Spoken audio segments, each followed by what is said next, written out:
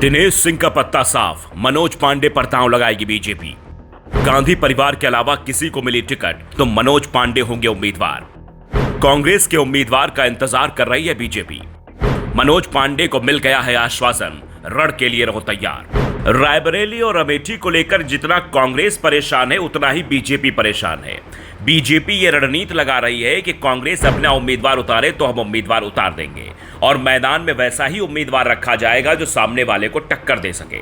अगर प्रियंका गांधी मैदान में उतरेंगी तो स्वाभाविक है कि किसी बड़े चेहरे को भारतीय जनता पार्टी उनके सामने उतार देगी ताकि प्रियंका गांधी को बांध के रखा जा सके।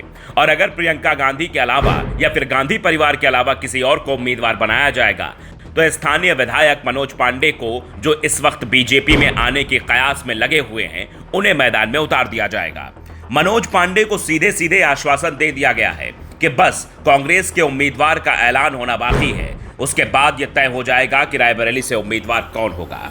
दरअसल भारतीय जनता पार्टी ने अभी हर जगह सीटों पर तो उम्मीदवार उतार दिए हैं, लेकिन कुछ ऐसी सीटें हैं जहां पर अभी भी वो मंथन कर रही है, जिसमें रायबरेली, मैनपुरी, कैसरगंज, प्रयागराज, फिरोजाबाद, बलिया, भदोही, देवरिया, कौशाम्बी, गाजीपुर, मछली शहर और फूलपुर शामिल है। रायबरेली की सीट गांधी परिवार से जुड़ी सीट रही है। अभी यहां से सोनिया गांधी सांसद है, लेकिन इस बार वो चुनाव नहीं लड़ेंगी। ऐसे में गांधी परिवार से प्रियंका गांधी या राहुल गांधी चुनाव लड़ते हैं या नहीं, इस पर भाजपा की पैनी नजर है। हालांकि राहुल गांधी की वायनाड से उम्मीदवारी घोषित हो चुकी है। भाजपा में जिन नामों की चर्चा है उसमें मनोज पांडे का नाम सबसे आगे बताया जा रहा है और दूसरा नाम ये कहा जा रहा है अगर प्रियंका गांधी मैदान में उतरती हैं तो किसी और को भी उम्मीदवार बनाया जा सकता है।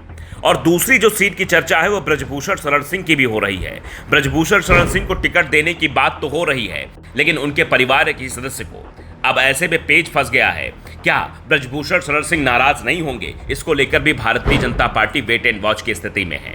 दरअसल भाजपा ने यूपी में लोकसभा की 75 सीट पर चुनाव लड़ने जा रही है। उसने 5 सीट सहयोगी दलों को दी है, 2 सीट पर अपना दल, जबकि 2 सीट पर रालोद के प्रत्याशी को उतार रही है। 1 सीट सुभाषपा को दी है। निषाद पार्टी को 2 उम्मीदवार, वो भी भाजपा के चुनाव चिन्ह पर लड़ेंगे।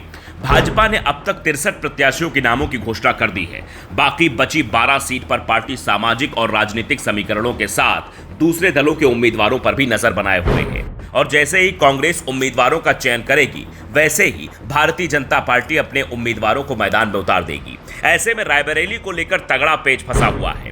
दरअसल रायबरेली में कुछ स्थानीय प्रत्याशी भी मैदान में उतरने की जद्दोजहद में लगे हुए हैं, जिसमें दिनेश प्रताप सिंह का भी नाम शामिल है, जो पिछली बार सोनिया गांधी के खिलाफ लोकसभा का चुनाव हार गए थे। इससे पहले अजय अग्रवाल ने भी भरपूर कोशिश की थी सोनिया गांधी को हराने की, लेकिन वो भी चुनाव बुरी तरीके से हार गए थे। ऐसे में भारतीय जनता पार्टी अब इन दोनों उम्मीदवारों पर फिर से दांव लगाने की तैयारी में नहीं है, क्योंकि इन दोनों का चुनाव देख चुकी है। ऐसे में हाल फिलहाल में भारतीय जनता पार्टी के चहेते बने मनोज पांडे पर दांव लगाने की पूरी तैयारी भारतीय जनता पार्टी ने कर ली है और अब बस इंतजार है तो कांग्रेस के उम्मीदवार के ऐलान का। जैसे ही कांग्रेस के उम्मीदवार का ऐलान होगा, वैसे ही भारतीय जनता पार्टी मनोज पांडे को रायबरेली की लोकसभा सीट से मैदान में उतार देगी। Bureau report, the such India.